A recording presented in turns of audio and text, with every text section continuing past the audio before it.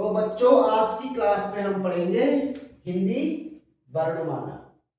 ठीक है, जो कि ये हिंदी वर्णमाला 52 वर्णों की होती है।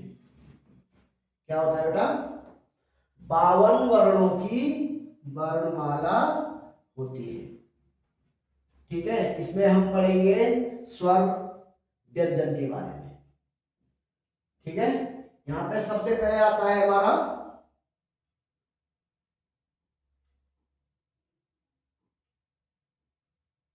स्वर। अब आप बोल रहे होंगे स्वर और व्यंजन। ठीक है, तो देखिएगा स्वर में सबसे पहले क्या आ जाएगा हमारा? लघु।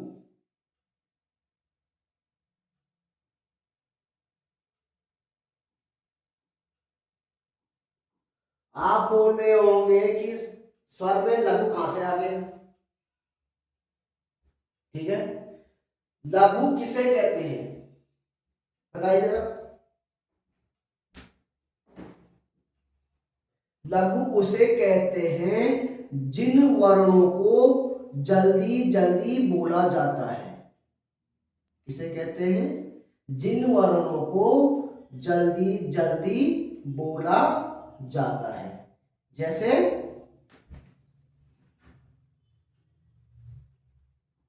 अ,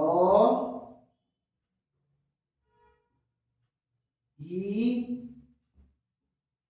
उ,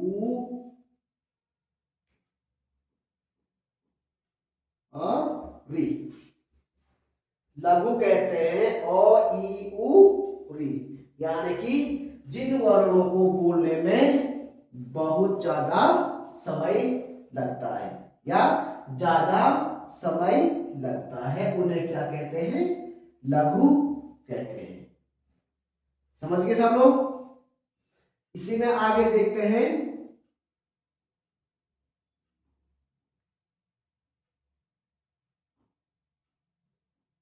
दीर्घ। आप बोल रहे होंगे सर ने यहाँ पे दीर्घ लिख दिया है।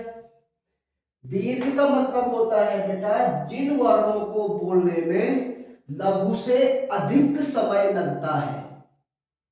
क्या लगता है? जिन वर्णों को बोलने में दीर्घ, जिन वर्णों को बोलने में लघु से अधिक समय लगता है उन्हें क्या कहते हैं? दीर्घ कहते हैं। ठीक है, समझ गए मेरी बात को? तो इसमें आ जाएगा हमारा आ, ई, उ, ए, आई,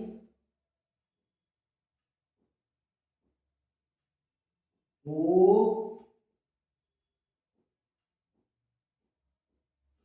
औ। क्या हो जाएगा बेटा? आ, ई, उ, ए, आई, ओ और औ। ठीक है, लघु में देखिएगा जिनको बोलने में अधिक समय लगता हो उन्हें क्या कहते हैं? लघु कहते हैं। और दीर्घ कहते हैं जिन शब्दों को बोलने में लघु से अधिक समय लगे उन्हें क्या कहते हैं? दीर्घ कहते हैं। यहां तक सब लोग समझ गए? ठीक है बेटा, ओके। अब आते हैं अगला अयोगवा।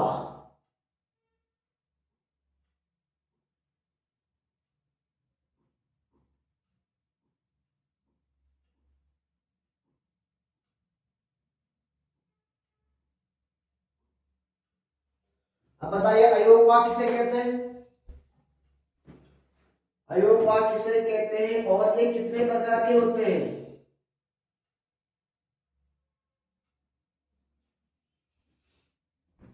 अयोगवा कहते हैं बेटा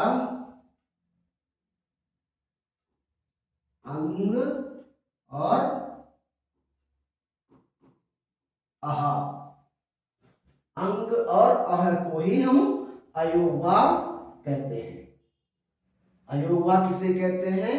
अंग और अह को ही हम अयोवा कहते हैं।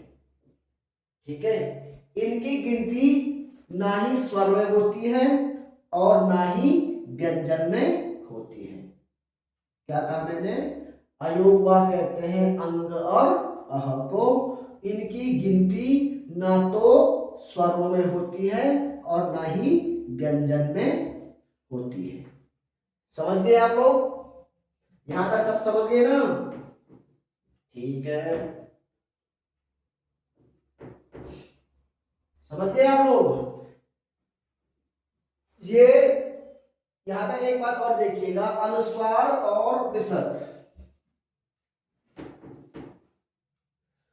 अनुस्वार और विसर्ग किसे कहते हैं? क्या होता है इसमें? या अनुनासिक और अनुस्वार।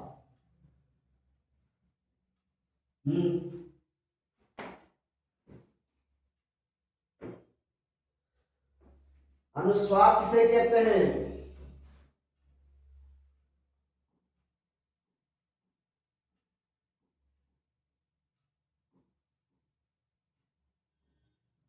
अनुस्वार व अनुनासिक।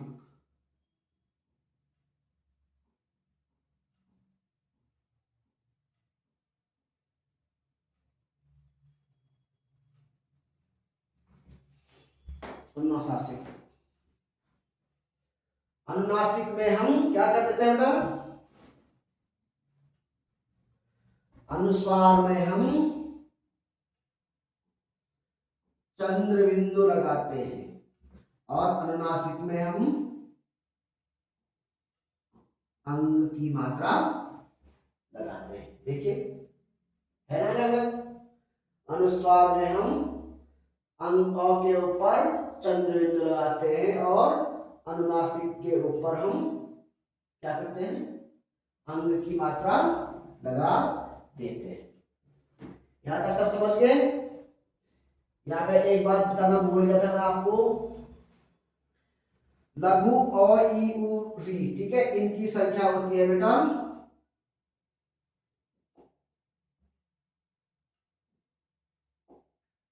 4। ठीक है, और इनकी संख्या होती है 7। और अंग अह इनकी संख्या होती है 2। यहां तक सब लोग समझ गए? ठीक है बेटा, आप लोग यहां तक सब समझ गए? ठीक है, अब चलते हैं बेटा हम व्यंजन की ओर।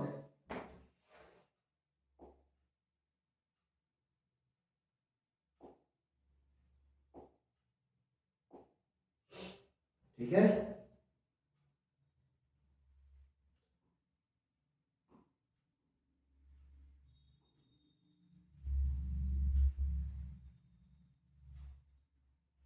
व्यंजन।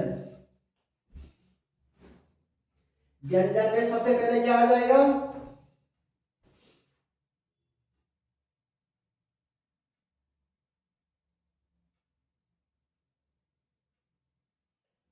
बताइए जरा। सबसे पहले आता है हमारा क्या?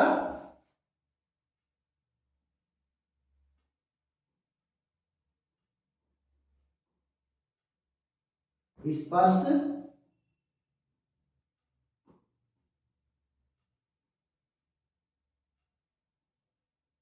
स्पर्श व्यंजन।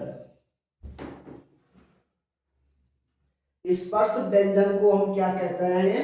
का, च, टा, ता, प। इसको याद करने की विधि क्या है? का, च, टा, ता, प। यहां पे देखिएगा, का, च, टा,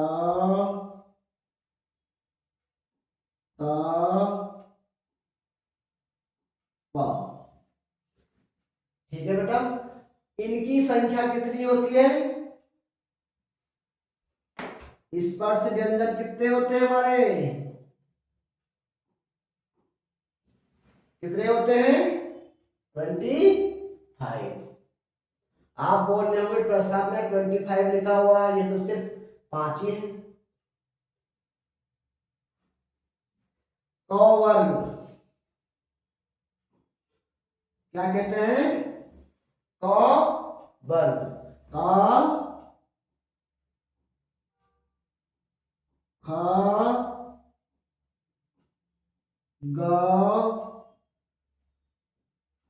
घ, गो। ठीक है। चा वर्ग, चा,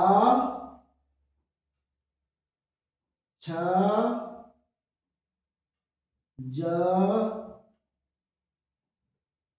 झ, यो। ट वर्ग, टा, ठ, ड,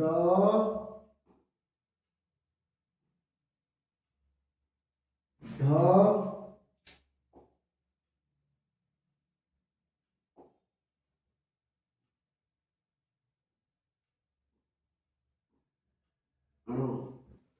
ता वर्ग, ता, थ, द, ध, न। प वर्ग देखिएगा, प, फ, ब, भ, म। अब देखिए कितने हुए? 5 5 10 5 15 5 20 5 25 हो गए 25। ठीक है, समझ गया था? सब लोग समझ गए? ओके। अब चलते हैं बेटा, अगला आता है हमारा अंतस्थ व्यंजन।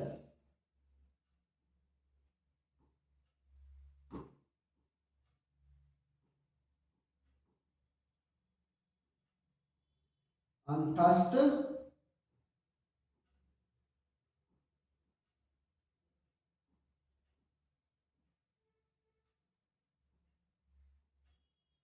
अंतस्थ व्यंजन बताओ बेटा, अंतस्थ व्यंजन किसे कहते हैं और ये कितने प्रकार के होते हैं? अंतस्थ व्यंजन होते हैं हमारे 4 प्रकार के। कितने प्रकार के होते हैं? 4 प्रकार के हमारे अंतस्थ व्यंजन होते हैं। बताओ कौन कौन से होते हैं?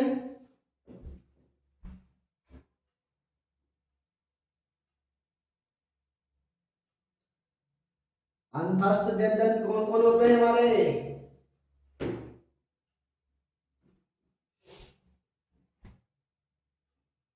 य, र, ल, वो। ये क्या हो गए हमारे अंतस्थ व्यंजन? क्या हो गए? अंतस्थ व्यंजन। ये 4 प्रकार के होते हैं। ठीक है बेटा। अब आता है हमारा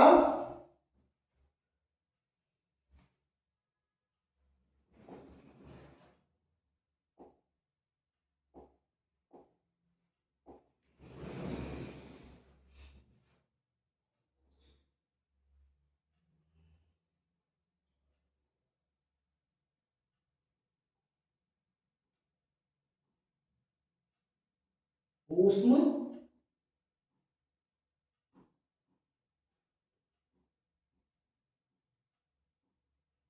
अब क्या आ जाएगा हमारा ऊष्म व्यंजन। ये कितने प्रकार के होते हैं?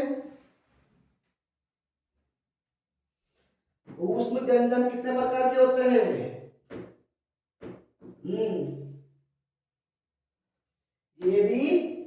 चार प्रकार के होते हैं।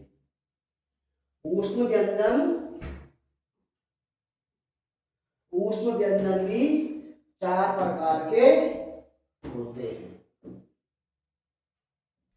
देखिए जरा ध्यान से,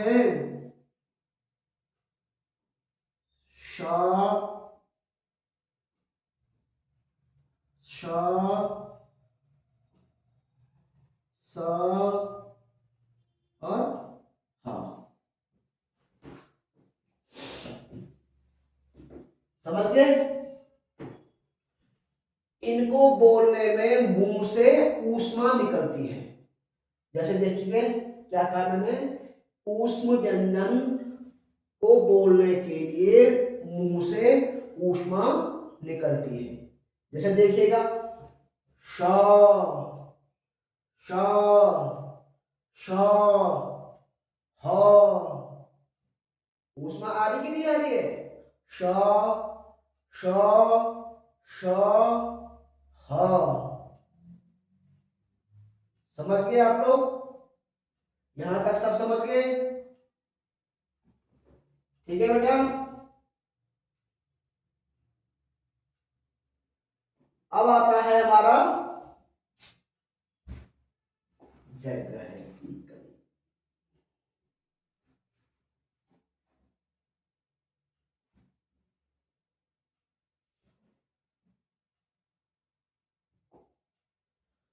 संयुक्ताक्षर यहां पर लिखो, ठीक है मैं।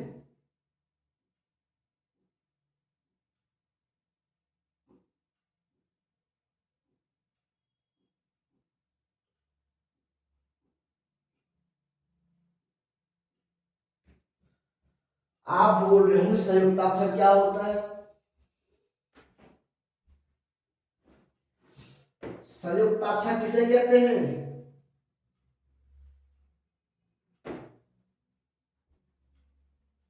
इसको मिटा दो बेटा, तो ठीक है। स्र,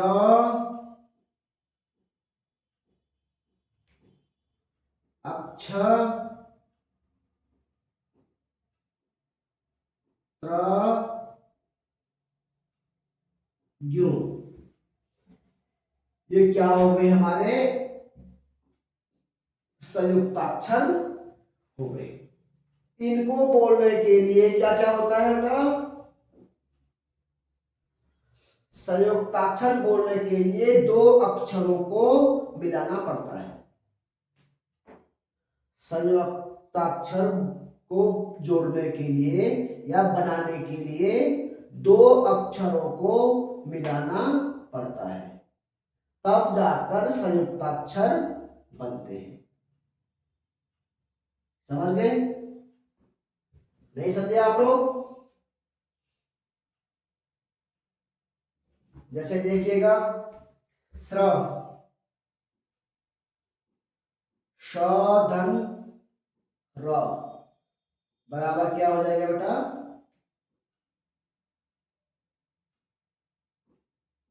स्र हो जाएगा। स, धन, र बराबर स्र हो जाएगा। यहां पे देखिएगा, तो, धन, र बराबर क्या हो जाएगा? त्र हो जाएगा। तो, धन, र बराबर क्या हो जाएगा? त्र हो जाएगा।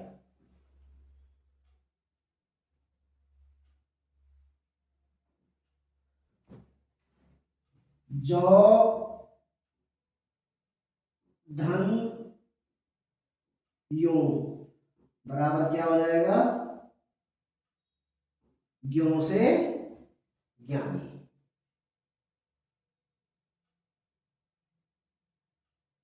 हो जाएगा बेटा?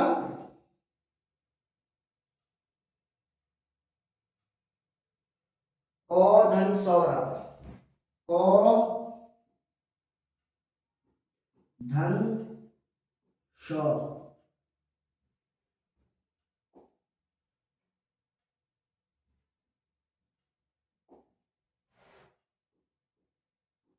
क्या हो जाएगा, अच्छा हो जाएगा। ठीक है, स्र, अक्ष, त्र और ग्यू थोड़ा आगे पीछे हो गया है, और देखिएगा क धन स बराबर अक्षर, जैसे देखिए स धन रो बराबर श्र, त धन रो बराबर त्र, ज धन य बराबर ग्यो, क धन स बराबर अक्षर। यहां तक सब समझ गए, सब समझ गए यहां तक। इसी में एक वर्ण और आता है हमारा,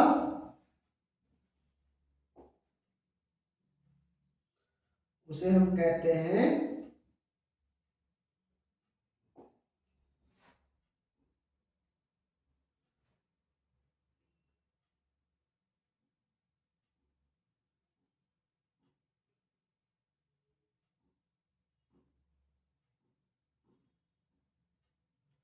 द्विगुण वर्ण।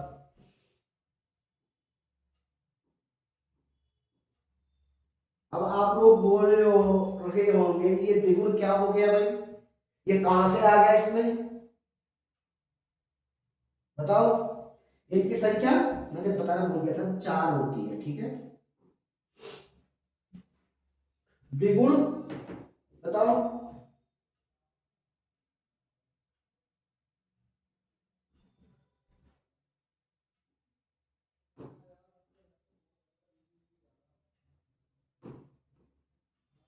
ये 2 प्रकार के होते हैं, समझ गए आप लोग,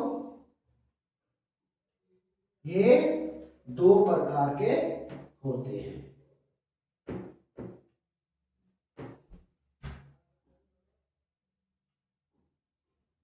आप जाके जरा गिनिए कितने होते हैं टोटल मिला के, मैंने क्या लिखा था, हिंदी वर्णमाला 52 वर्णों की होती है।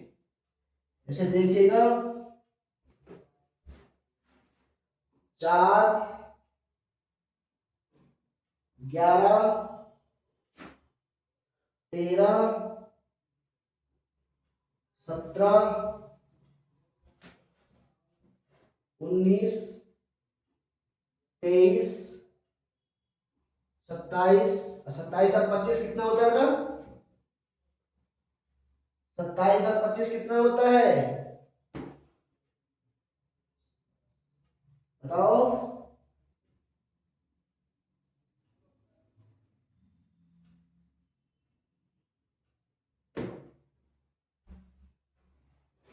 52 हो गई हमारी हिंदी वर्णमाला जो 52 वर्णों की होती है। ठीक है, तो मिलते हैं अगली क्लास में।